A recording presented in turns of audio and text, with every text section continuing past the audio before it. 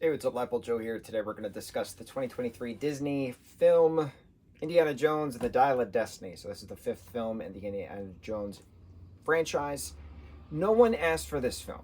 Not a single person asked for this film. The only reason Disney made this film was because they could make money off it, because it's a franchise that's been going on since the 80s. They have had the rights to Lucasfilm since 2008, something like that. So it's a Lucasfilm property. So like, we're going to make another Indiana Jones installment starring Harrison Ford. No one asked for this project. No one asked for this project. The thing we have asked for is a spin-off in regards to Short Round.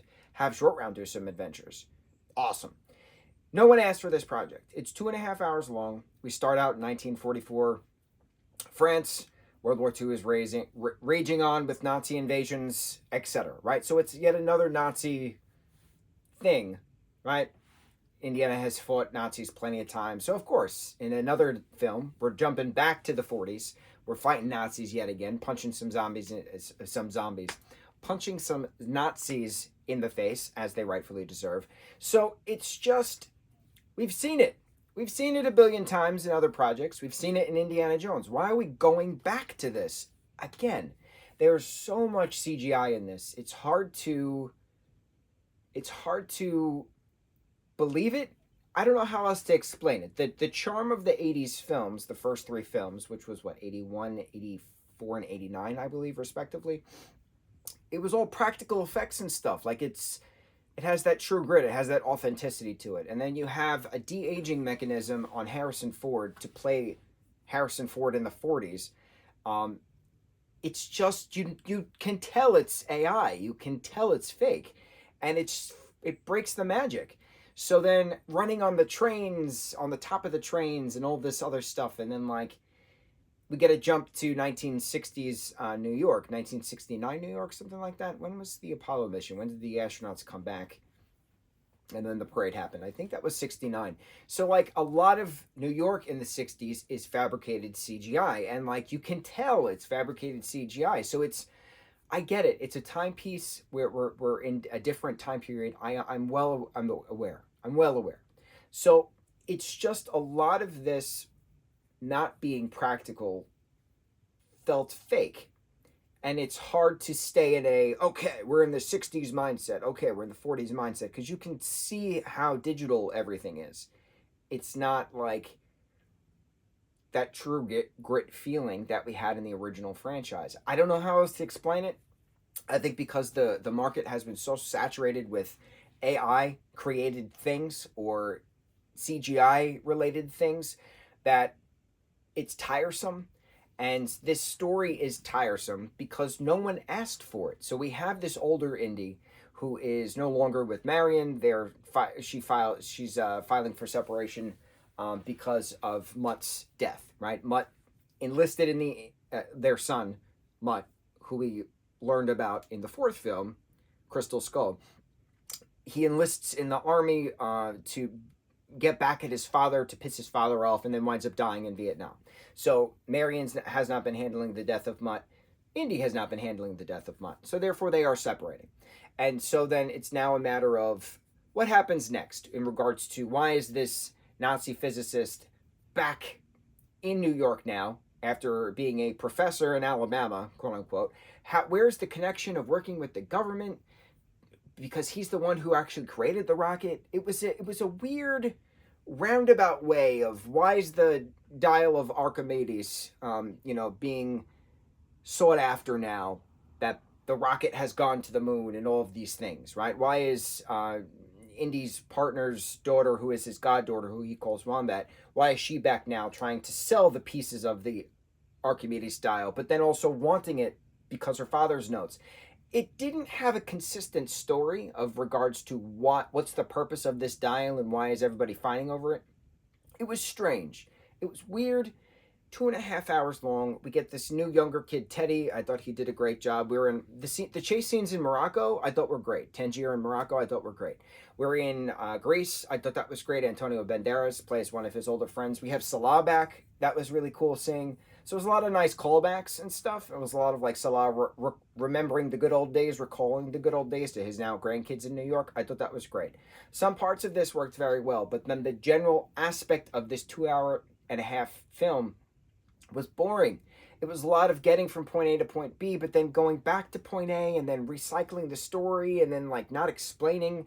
Again, what's the purpose of then going back to 1939 Sicily to then invade in Munich and kill the Fuhrer, right? What's the point of a Nazi killing Hitler?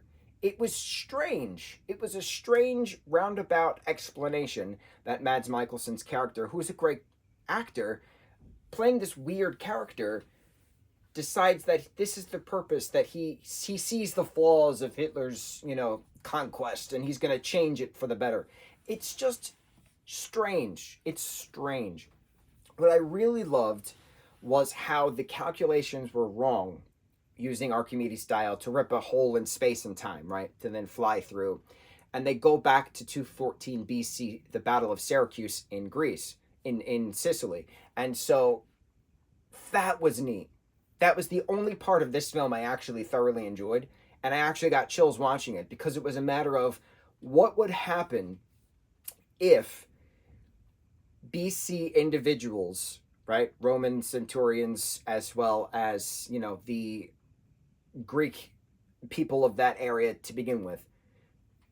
Well, technically this was Sicily, so this was not, was this Greek Empire? No, this was Roman Empire at that point. Greco-Roman Empire. They have the same gods and goddesses, right? They just change the names, tweak some personalities, whatever. Archimedes is working on his dial as this invasion of Syracuse is happening. So you have your catapults, you have your gigantic spears, you have all of these different various, I don't know the term of the spear version of the thing on the catapult for the ships that shoots out. But what would happen if two planes came to that time period? What would they view them as? Well, they're referenced as dragons. And the Romans are saying, oh, we have to defeat their dragons. We have to defeat the Greco-dragons. And it was just a wonderful, quick explanation of there's this thing flying in the sky with fire coming out of it because an engine has exploded. What is it? Well, obviously it's a dragon. That's the fastest way to put words to what they're seeing because they don't understand that that's an airplane, and they don't need to understand that it's an airplane. Something new is in the sky. We don't like it. We're going to defeat this monster. And it was a wonderful representation. And then when a centurion is coming across them, what happens? Well, is he going to kill them with his sword? Is he going to be shot out with arrows from others? And then there's the Archimedes meeting Indy moment. Very cool. And then Indy being shot prior to this, then having to decide, I'm going to stay here. This is where I'm going to die. But then his goddaughter, Wombat, is saying, no, you don't belong in this time. This is their time. We're going.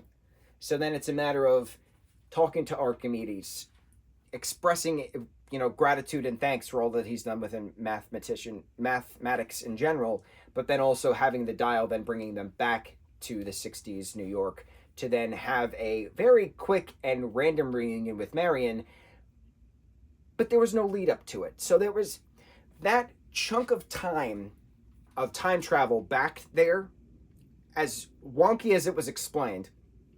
That meeting of minds was very cool. What would happen if something was from 2,000 years in the future was brought and explained as a dragon? I loved it. I absolutely loved it, being a Percy Jackson fan myself. Being immersed in that Greco-Roman mythology that we have along with history, it was really cool seeing those types of battles within regards to the Mediterranean. So I'm wearing my Percy shirt. I'm wearing a Camp Half-Blood hoodie. Of course I am. So that was the only thing I enjoyed about this film. Only thing.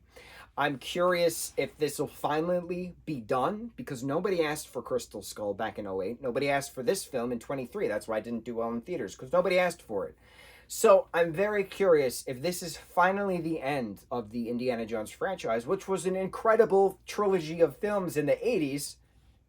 And then the cow was just milked dry to try to get more profit from it when no one asked for it. And this is my concern with things moving forward. What happens now with franchises? The only thing we've asked for this franchise was a short round spinoff. That's the only thing I will accept moving forward. A short round spinoff. Short round deserved. Ki Huy Kwan deserves a lead role spinoff as short round, doing his what's that character up to? That is the only thing that we've ever wanted within regards to this franchise. I will accept nothing less. I want no reboot. I want no another sequel. No one's asking for more sequels. We want a short round spinoff. That's all we want.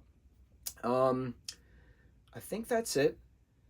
In regards to watching this, should have been 2 hours. 30 minutes of this it was irrelevant to moving the plot along, and I think that's why that annoyed me as well, is that the story was so lagging at times because of either extended conversations which had no purpose, or bringing in a character to then kill them a scene later. What was the purpose of that? There was so many dumb things that were decided upon this which were irrelevant to moving the story along, getting to that Battle of Syracuse. If that was the goal, you should have got there faster. And then that quick forgiveness reunion with Marion at the end, lead up to it. Don't just randomly give it to us and then for a minute of them talking and then that's it? The credits? No. Please stop making stuff thinking you're going to make money when in fact you lost a lot of money because of this film. Stop. What's the Mean Girls song? Stop. Yeah, okay. Pretend I'm Damien and singing Stop, right? No more texting your ex. We're done. On to the next review. Mucho mahalo.